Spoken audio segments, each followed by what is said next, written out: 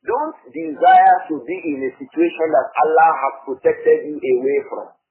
Don't desire to be in that situation. Allah has taken you away. Say Alhamdulillah. Don't begin to say, oh, I wish I was there. I would have fought. I would have done this. He said, رضي الله عنه, ما يحمل الرجل على أن يتمنى مصطرا غيبه الله عنه. What is it that has pushed this man? أن يتمنى مصطرا. For him to begin to desire to be in a circumstance that Allah has made him be absent from. لا يدري. He wouldn't know. لو شهده كيف يكون. He wouldn't know if he had witnessed it. How would it have been? If you had witnessed the circumstance in Mecca, when the Prophet sallallahu alayhi wa sallam started to announce Islam, do you know whether you would have accepted?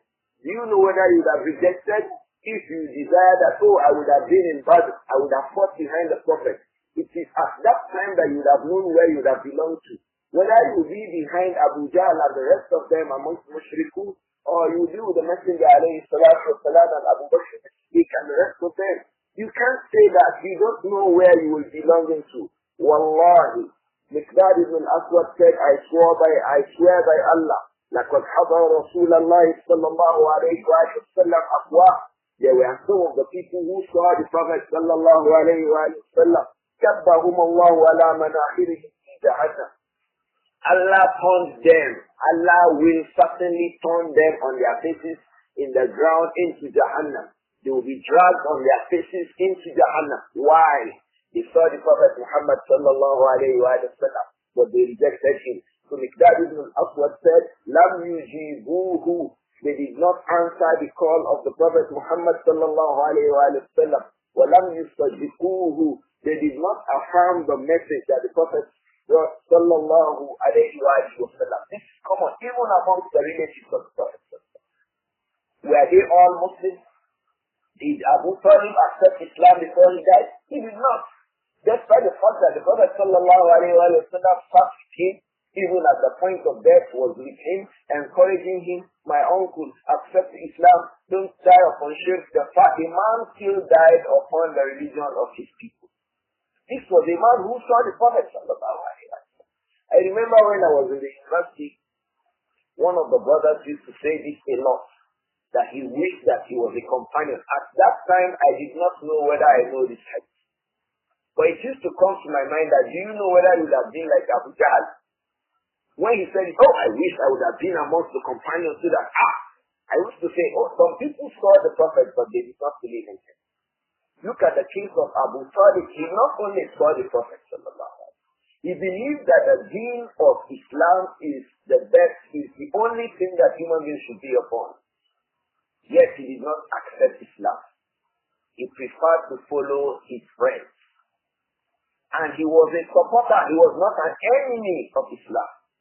How about those who saw the Prophet and were his enemies? How about Abu Lahab, who was even from amongst the relatives of the Prophet Muhammad alayhi salatu wasalam? The lesson in this is that when Allah removes you from an event, don't be desiring to be there. Because you don't know what you would have become in that circumstance. May Allah protect all of us. Don't say, oh, I wish I lived in the time of the Prophet. I would have loved to see the Prophet. Yes, you would have loved to see the Prophet, but your seeing the Prophet would only be beneficial if you had accepted Islam and if you had affirmed the message of Islam. So merely seeing the Prophet was not beneficial to those who saw him and fought him. May Allah protect all of us. This one says, the statement of the people who regret that they were born in a country like Nigeria, is it like the statement of those who wish they lived at the time of the Prophet? Yes, it is not appropriate that where Allah has placed you, Allah placed you here. So it's like rejecting a qadar. You did not choose to come to Nigeria. So why do you reject that you are in Nigeria? This is what Allah has given you. There are some illnesses that you as a Nigerian, as a black, as a person with our color, there are illnesses we are not predisposed to. The way the people of other races are predisposed to it. Our weather is so normal. In some parts of the world now, there are heavy downfall of snow. In Japan last week, a number of people had died out of a cold and severe cold in Canada, in many places in the world.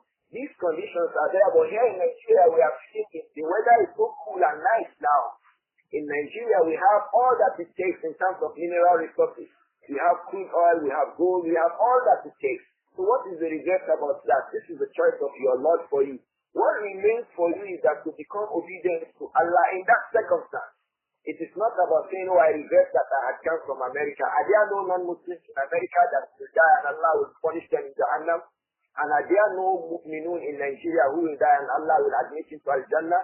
Because inna akramakum inda Allahi atqakum. Those the people of value with Allah are the people of piety, not necessarily the people of comfort and luxury. Allahu Alam. I think we can stop there. سبحانك اللهم وبحمدك أشهد أن لا إله إلا أنت أستغفرك وأتوب إليك.